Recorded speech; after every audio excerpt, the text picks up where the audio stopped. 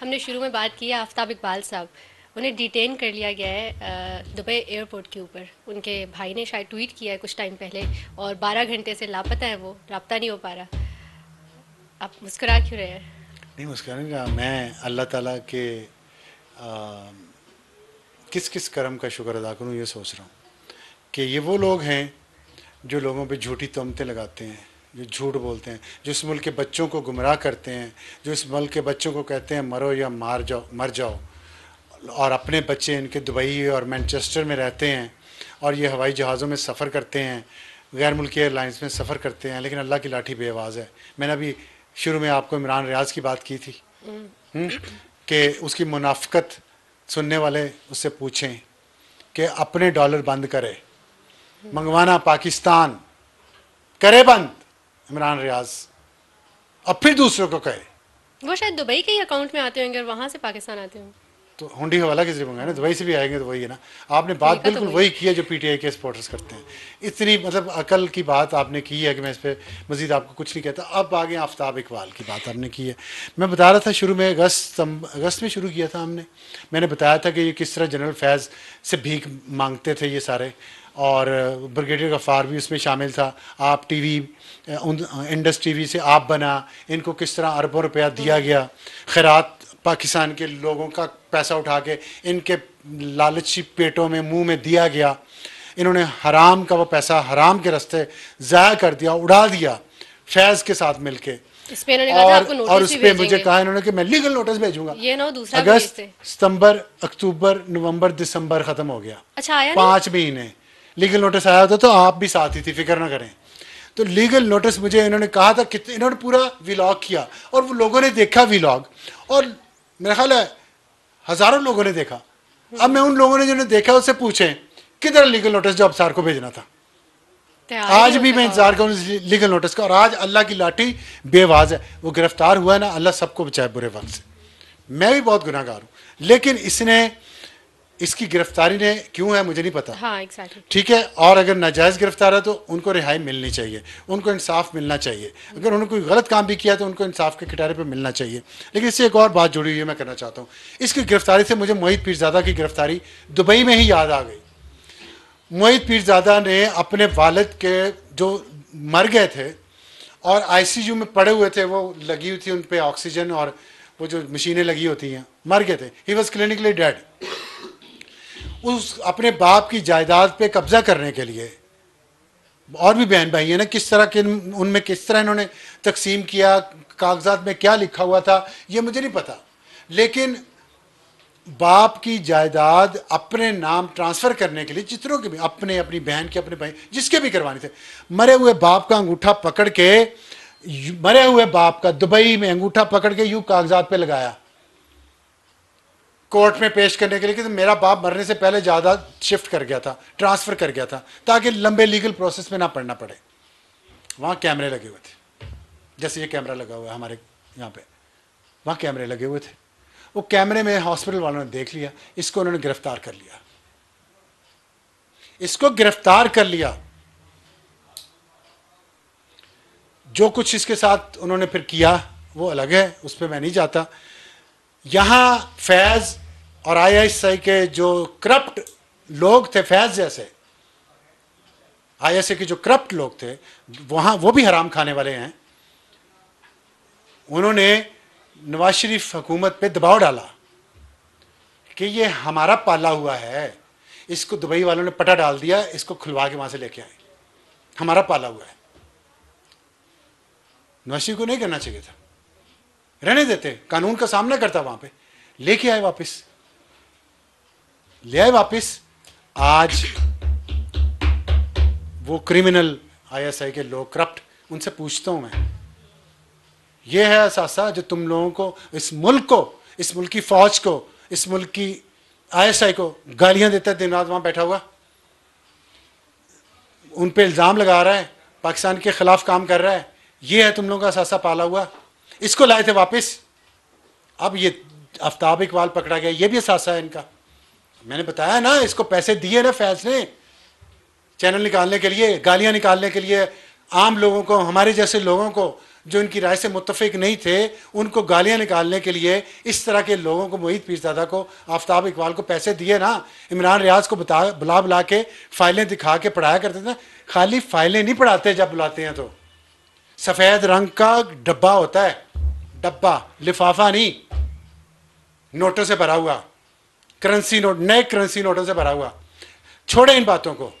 तो आफ्ताब इकबाल को इंसाफ मिले, लेकिन मोहित पीरज़ादा भी दुबई पकड़ा गया था, आफ्ताब इकबाल भी दुबई पकड़ा गया था। अगर गलत किया है तो कानून के मुताबिक, इंसाफ के मुताबिक होने दें, फिर ये ना आ जाएं हमारा सासा है, पकड़ा गया है।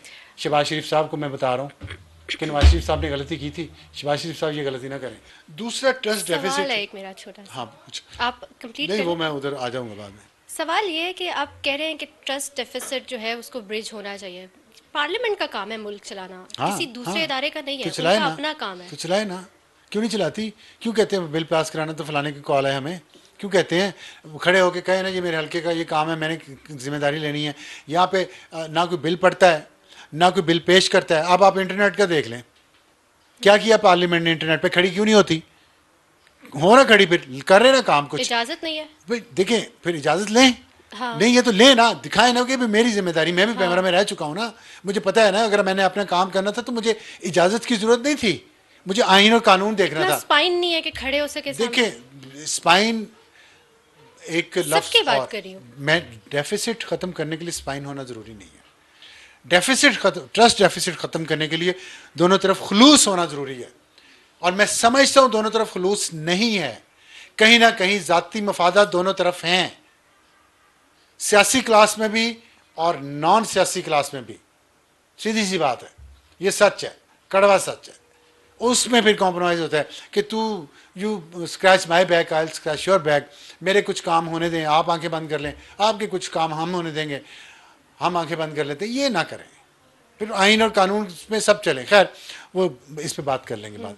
तो जो दूसरा डेफिसिट है ना, दूसरा डेफिसिट है इमरान खान। मैं पीटीआई नहीं कह रहा, इमरान खान और इस्टेब्लिशमेंट के दरमियान वो डेफिसिट उस डेफिसिट से भी ज़्यादा गहरा है जो सिविलियन क्लास और मिलिट्री इस्टेब्लिशमेंट के दरमियान है। अच्छा, उस डेफिसिट के आपको मैं आज एग्जांपल आपको मैंने कहा ना, मैं लोगों को भी ये कह रहा हूँ कि ये जो लीडरान बयान देते हैं ना, इनके अल्फाज को ध्यान से सुन के उसमें से मतलब अखज़ करने की खुद कोशिश करें, तो आपको पता चल जाएगा कौन सा यूट्यूबर झूठ बोल के डॉलर कमा रहा है और आपको कह रहा है कि डॉलर पाकिस्तान ना भेजें। आपको पता चल जाएगा। अब देखें, जो ये सारा मैंने आपको, हामिद रज़ा अग्रेसिव है, खान के साथ मुश्किल वक्त में भी खड़ा हुआ है। दूसरे उमर अयूब है, गिरफ्तार तो नहीं हुआ ना, कोई बच्चा गिरफ्तार हुआ उमर अयूब का, ना किसी को अल्लाह रहम करे, किसी को भी नहीं गोली लगनी चाहिए थी, ना जख्मी हुआ कोई एहतजाज भी ना। कैसे दुड़की कैसे लगाई वर्कर्स को छोड़ के? उमर अयूब ने दुड़की में लगाने में बुशरा बीबी और अली मीन गंडापुर से पीछे नहीं रहा। उसने क्या बयान दिया आज सुना आपने? क्या उन्होंने इलेक्शन का मुतालबा किया है। उन्होंने कहा है, उन्होंने कहा जी ये जब तक ये नहीं होते हम इनका खुलूस देखेंगे, हम इनका ये देखेंगे, हम इनका वो देखेंगे। मतलब आप मेंगनियां डाल रहे हैं शुरू में, मुज़ाकरात अभी शुरू हुए हैं, आज पहला दिन है, आप अच्छी बात नहीं कर सकते, आपके दिल में इतनी स्याही है और आपकी ज़ुबान से कोई पॉजिटिव बात नहीं निकल सकती, तो चुप कर जाएं, कोई नेगेटिव बात तो ना निकालें यार। इस मुल्क को आगे चलने दें। ये मुल्क गंदारा इंडस्ट्री नहीं है जो आपके नाना को खैरात में मिली थी अमेरिका से और पूरी कौम अयाशी कर रही जैसे आप कर रहे हैं। लोगों के चूल्हे जलने दें, रोजगार आने दें, इस मुल्क में मईशत बेहतर होने दें, स्टेबिलिटी आने दें। जब आएगी स्टेबिलिटी, जब यहाँ पे खाने बनेंगे तो आप खा लीजिएगा उसमें से। Let the pi grow. मैं उनको ये कहना चाहता हूँ, हमारे यूट्यूबर्स टाइप के लोग, ये जो लोग हैं, और फिर यहाँ के कुछ यूट्यूबर्स हैं जो डॉलर कमा रहे हैं इमरान खान को बेच के, इमरान खान को जेल में रख के जो डॉलर कमाना चाह रहे हैं, और कुछ लोग बाहर हैं, भिखारी हैं, जो किसी न किसी क्रिमिनल एक्टिविटी में कभी ना कहीं गिरफ्तार भी हुए हैं दूसरे मुल्कों में। वो क्रिमिनल माइंडेड लोग जो हैं, जो बाहर बैठे हैं और वहाँ से बैठ के लोगों के बच्चों को कहते हैं बाहर सड़क पे निकल कर मारो या मर जाओ। अपने बच्चे अमेरिका में पढ़ रहे हैं, वहाँ मैकडोनल्ड्स खा रहे हैं स्कूल से। वो लोग जो है ना, वो ये ब्रिज जो है गैप नहीं होने दे रहे between Imran Khan and establishment. और इमरान खान खुद भी ये एग्जैक्टली फिलहाल वही पूछने वाली थी कि इमरान खान साहब ने खुद भी यही कहा है कि मेरा अकाउंट बाहर से ही जी ऑपरेट होगा, जिसका मतलब है कि वो नहीं चाह रहे कि जिस तरह की जो एग्रेसिव पॉलिसी एक है उनके अकाउंट से वो कंट्रोल हो किसी भी तरह। यही तो बेतबारी है इमरान खान पे, इसलिए तो कोई एतबार नहीं कर पा, मैं नहीं कर पा रहा। मैं आपको ऑनेस्टली बता रहा लेकिन हूँ, ऑन दूसरी कैमरा तरफ बता रहा अगर हूँ देखें, कि जब मैं एक लीडर, सियासी लीडर को देखें, वो इनकलाबी लीडर नहीं है, वो सियासी लीडर है। एक सियासी लीडर जो है वो ये कहते हैं मारो या मर जाओ और मैंने बात नहीं करनी, तो फिर सियासत तो आपकी ख़त्म होगी ना। फिर तो आप एक जिहादी हैं या आप एक इनकलाबी हैं और आप सारा कुछ निज़ाम को आग लगा के अपना निज़ाम लाना चाह रहे हैं, तो फिर ठीक है, मैं इस पर बिलीव नहीं करता। मैं दूसरी समझता हूँ तरफ जब तक उस इनकलाबी लीडर के, उस जिहादी लीडर के, उस वायलेंस तशद्दुद पुरतशद्दुद एहतजाज करने वाले लीडर के अपने बच्चे सबसे अगले ट्रक पे बैठ के लीड नहीं कर रहे होंगे गरीब नंगे पांव वर्कर्स के बच्चों को, तो मैं उस लीडर पे एतबार नहीं करूंगा। ठीक है, सीधी आप सी बात है, ट्रस्ट सीधा डेफिसिट सा की असूल। अगर मेरा असूल गलत है, मैमूना साहिबा आप बताएं कि मेरा ये असूल गलत है। नहीं, बिल्कुल गलत नहीं है। और आप हमेशा बात करते हैं कि प्रोटेस्ट के लिए जो लीडर कॉल करता है और इस तरह के वायलेंट प्रोटेस्ट, क्योंकि जाहिर है वो वायलेंट हो जाते हैं एट सम पॉइंट जाके, तो तो वो नहीं लीडर होना चाहिए। मुखलिस नहीं होता वर्कर्स के साथ, ये बात आप ना उनके कहते बच्चों रहे, के साथ। मैं लेकिन कहता नहीं तो मैं इस पर यकीन रखता हूँ, ईमान है मेरा। मैंने अपने नबी पाक सल्लल्लाहु अलैहि वसल्लम को देखा, वो मैदान जंग में सबसे आगे होते थे, सबके साथ होते थे, उनके बच्चे साथ होते थे, उनके कज़न्स, उनके भतीजे। सबसे पहले जंग बदर में कौन कौन शहीद हुआ देख लें। और जिनको भेजा, जंग बदर जब शुरू हुई तो 3 लोग कुफार में से आए डोयल लड़ने के लिए। डोयल पता नहीं क्या होती है, कि एक लड़ाई होती है 1 on 1, जो एक मारा गया एक बच गया। 3 लोग वहाँ से आए, हजूर सल्लल्लाहु अलैहि वसल्लम ने अपने चचा को भेजा, अपने भतीजे को भेजा, अली को भेजा, तो अपने रिश्तेदार करीबी सबसे प्यारे अमीर हमज़ा उनको भेजा, ये साबित करने के लिए कि जब वक्त खून देने का आएगा तो मैं और मेरा ख़ानदान सबसे आगे हैं।